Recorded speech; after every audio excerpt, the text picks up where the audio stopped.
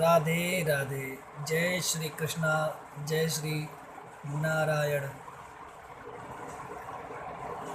आप सभी को एक बार फिर से राधे राधे। सभी बंधुगण, इस वीडियो को देखने वाले को राधे राधे। और मेरी प्रभु परमेश्वर परमात्मा पर ब्रह्म से यही कामना है कि सभी लोग स्वस्थ रहें।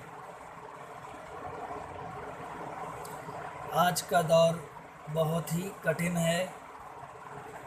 हमारे इस विश्व में, हमारे जीवन में एक बहुत बड़ी बीमारी जिसका नाम कोरोना प्रवेश कर चुकी है।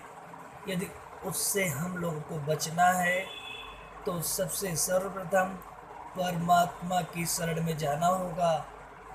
वो इस प्रकार है जाने का मार्ग कि हमें क्षण क्षण हर समय प्रभु को याद करना रहता है, याद करना है, स्मरण करना, उन्हें भजना है।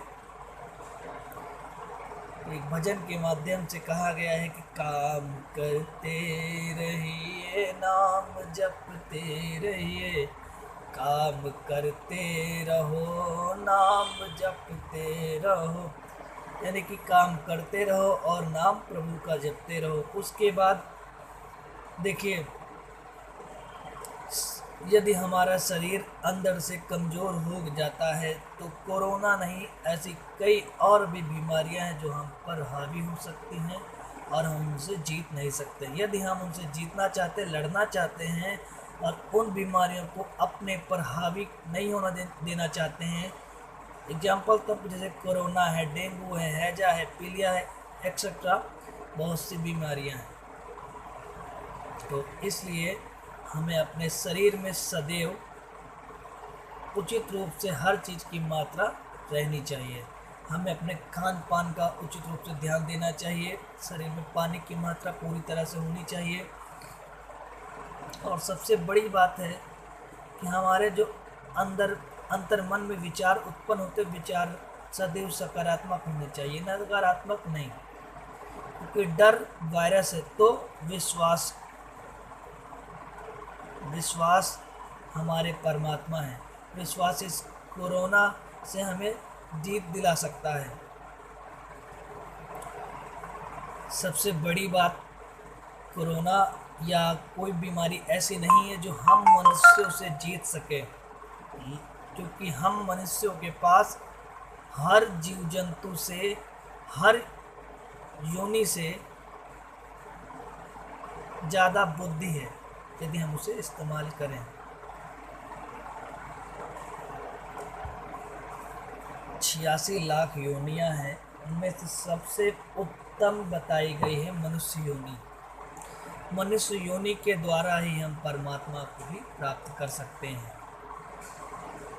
जो ये हमें मनुष्य योनि मिली है, परमात्मा को मनुष्य योनि देने, हम लोगों को मनुष्य योनि देने का केवल यही प्रयास है कि हम लोग इस मनुष्य योनि से, इस मनुष्य शरीर से उनको प्राप्त कर सकें। इसके अतिरिक्त और कुछ नहीं। हर मनुष्य का, हर मानव का कर्तव्य है कि वो मुक्ति प्राप्त करे, मुक्ति की दिशा में केंद्रित रहे। जरूरी नहीं है कि वो संन्यास ले या बिल्कुल एकांत हो जाए। अपने परिवार में रह करके, परिवार का पालन पोषण करते हुए भी वो परमात्मा को प्राप्त कर सकता है। 4 आश्रम बनाए गए हैं, जिनमें से सर्वप्रथम ब्रह्मचर्य, उसके बाद गृहस्थ, वानप्रस्थ, संन्यास आश्रम। जब मनुष्य की आयु 100 वर्ष की होती थी, उसकी गणना के अनुसार ब्रह्मचर्य आश्रम 25 साल तक रहता था। 25 साल तक आप जो है अपना पढ़ाई लिखाई जो भी है उससे पूरा करें। 25 वर्ष के बाद आप विवाह के योग्य हो जाते हैं। शास्त्रों के हिसाब से आप विवाह के योग्य हो गए, विवाह करिए। 50 साल तक, यानी कि कुल मिला के 25 साल हमें और मिला। इस 25 साल में हम अपना गृहस्थ का पूरा पालन करें। उसके बाद 50 साल से 75 साल के बीच में हम सभी को घर में रहते हुए वानप्रस्थ आश्रम अपना लेना चाहिए। यानी कि घर में ही रहते हुए हमें मोह माया मत्सर जैसी चीज़ों को त्याग देना चाहिए। ये इसलिए कि अगर हम संन्यास आश्रम ले लें तो हमें घर की याद, वहाँ की क्या चाल चलन है, क्या हाव भाव है, कैसा वहाँ पे, तो इसे याद ना है, केवल हम परमात्मा के ध्यान में लीन रहें। इसलिए 25 साल तक हमें घर में रहते हुए वानप्रस्थ आश्रम का पालन करना चाहिए और 75 साल के बाद हमें संन्यास आश्रम ले लेना चाहिए और प्रभु को पाना चाहिए। लेकिन अब इस दौर में किसी की मृत्यु 10 साल, 15 साल, 50 साल, 60 साल, 100 साल अधिकतर ही कोई पहुंच पाया होगा इस दौर में। और आप देख रहे हैं इस समय सरकार की गणना के अनुसार हर रोज कम से कम 500 से 600 लोग मर रहे हैं इस कोरोना जैसी बीमारी में। इसलिए हमारा एक ही अब उद्देश्य होना चाहिए कि हमें केवल और केवल परमात्मा के चरणों में ध्यान लगाना है। हमें ये सोच के ध्यान लगाना है कि हमारा न जाने कौन सा समय आखिरी समय है।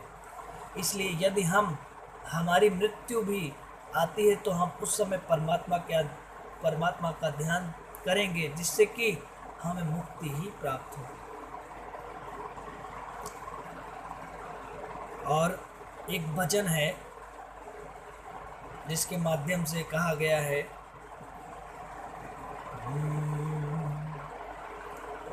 ये भजन आप सभी ने सुना होगा। महाराज जी अनिरुद्धाचार्य के मुख से मैंने ये सुना था।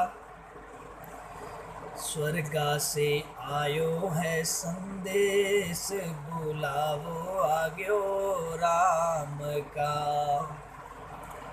स्वर्गा से आयो है संदेश, बुलावो आग्यो राम का।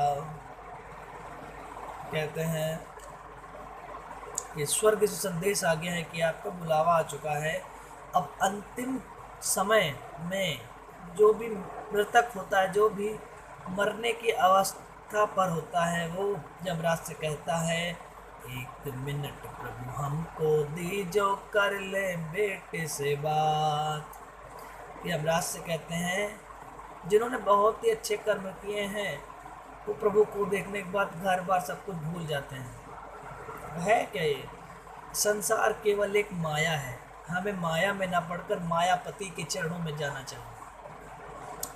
तो हर इंसान जब आखिरी समय आता है तो एक बार ज़रूर कहता है कि एक क्षण दे दीजिए, ताकि हम अपने पुत्र से, अपनी बहू से, अपनी बिटिया से, अपने पति से, अपनी पत्नी से, अपने बच्चों से बात कर सकें, उन्हें बता दे कैसे क्या करना है। लेकिन वो एक क्षण नहीं मिलता। जब हमें इतनी बड़ी ज़िंदगी मिली, जब 10 साल, 15 साल, 20 साल, 50 साल मिली, तब हमने परमात्मा को 1 मिनट के लिए हृदय से स्मरण नहीं किया। अब अंतिम समय उनसे, तब भी उनसे समय मांग रहे हैं। जो अंतिम समय होता है, कहते हैं कि कष्ट कारक तो बहुत होता है लेकिन लाभप्रद भी बहुत होता है। यदि उस कष्ट को हम लोग हटा करके अपने मस्तिष्क पे हावी ना होने दे, परमात्मा को केवल वहाँ पे स्थापित कर दें, तो हमारी मुक्ति निश्चित है। देखिए, सबसे बड़ी बात, अब मैं आप सभी को एक आने वाले अगले एपिसोड में कुछ बहुत ही रोचक सी बातें बताऊंगा और मैं अपनी बातों को यहीं विराम देता हूं। वीडियो को ज़्यादा लंबा नहीं करना है, लेकिन फिर एक बार आप सभी से यही कहूँगा कि आप सभी लोग प्रॉपर पूरी तरह से मास्क लगाइए। हर 2 सेकंड 10 सेकंड पे अपने हाथ को सैनिटाइज करिए, साबुन से धुलिए, 2 गज की दूरी मेंटेन करिए और अपने खान पान पर सदैव ध्यान रखिए। यही हमारी कोरोना पर जीत है। कोरोना कुछ नहीं है। यदि हम उस पर हावी हो जाए तो कोरोना नहीं आ सकता, और वो अगर हम पे हावी हो गए तो कोरोना कहीं भी जा सकता है। इसलिए आप सभी लोग आवश्यक हो तभी बाहर निकले, अन्यथा नहीं। अन्यथा घर में सुरक्षित रहिए, परिवार के साथ रहिए और मैं एक बात और कहना चाहता हूँ मानव समाज से कि आज ऑक्सीजन के लिए 10,000 20,000 रुपये खर्च करने पर भी नहीं मिल रहा है। वही ऑक्सीजन परमात्मा ने हमें वृक्षों के रूप में दे रखी थी, जो कि मानव समाज ने उस वृक्षों को काट डाला, काट कर अलग कर दिया। पीपल, नीम, बरगद ये हमें पूरी भरपूर मात्रा में ऑक्सीजन देते हैं, लेकिन आज मानव समाज ने प्रकृति के साथ छेड़छाड़ की है, इसलिए पूरा मानव समाज परेशान है। इसलिए कहते हैं कि प्रकृति के साथ कभी भी छेड़छाड़ ना करें। यदि कोई छेड़छाड़ अभी तक की गई है तो उसके लिए माफ़ी मांगे, परमात्मा से माफ़ी मांगे। हो सकता हो परमात्मा हमारी माफ़ी को, पश्चाताप को स्वीकार करके ये आपदा को हटा दे। इसलिए अब और एक बात, ये ना सोचे कि इतनी बड़ी आपदा आ गई, इतने लोग मर रहे हैं तो ये कलयुग का अंत है। ऐसा नहीं, कलयुग का अभी 5,120 साल व्यतीत हुआ है। अभी कलयुग कुल मिलाकर के 4,32,000 समय है। इतना समय वो रहेगा कि छोटी मोटी आपदाओं से इस कलयुग का अंत नहीं होगा। क्योंकि कलयुग का अंत उस समय होगा जब कोई मनुष्य पूजा पाठ, व्रत इत्यादि नहीं करेगा, मनुष्य मनुष्य को ही मार कर खाएगा, जो बलवान होगा उसी का राज होगा।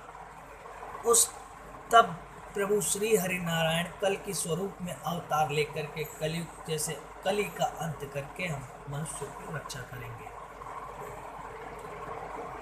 इसलिए अभी कोई ये ना सोचे कि कलयुग का अंत आ चुका है, ऐसा नहीं है। अभी भी कलयुग कुछ नहीं कर सकता। कहते हैं कलयुग केवल नाम आधारा, सुमिर सुमिर नर उतरई पारा। कलयुग केवल नाम आधार है। कलयुग में सतयुग, त्रेता, द्वापर, कलयुग। सतयुग में जो है इतने लंबे लंबे समय तक हम लोगों को या मानव समाज को पूजा पाठ तपस्या करनी पड़ती थी, तब मुक्ति मिलती थी। त्रेता में भी इसी तरह कुछ था, द्वापर में भी थोड़ा चेंज हुआ, लेकिन कलयुग में केवल प्रभु का स्मरण हृदय से करने से मुक्ति प्राप्त होती है। और अभी कलयुग के समापन में बहुत समय है, इसलिए ये ना सोच करके अपने कार्यों में अपने कर्म को उचित मार्ग पर ले जाएं, सकारात्मक रूप से कर्म करें, गलत चीज़ से दूर रहें, गलत लोगों से दूर रहें, क्योंकि गलत लोगों के साथ में रहने से वैसा ही प्रभाव हमारे जीवन पे पड़ता है, हमारे परिवार पे पड़ता है। इसलिए मेरी एक और विनती है कि जहाँ जहाँ वृक्ष कटे हैं, यदि आपको ऑक्सीजन पानी है तो हर अपनी ज़िंदगी में 4 से 5 पेड़ जरूर लगाएं। ज़्यादा हो जाए तो वो आपकी अच्छे कर्म में आएगा, उसका परमात्मा सदैव आपको अच्छा ही फल देगा। इसलिए प्रकृति के साथ कभी खिलवाड़ न करें। राधे राधे। जय श्री कृष्णा, जय श्री नारायण।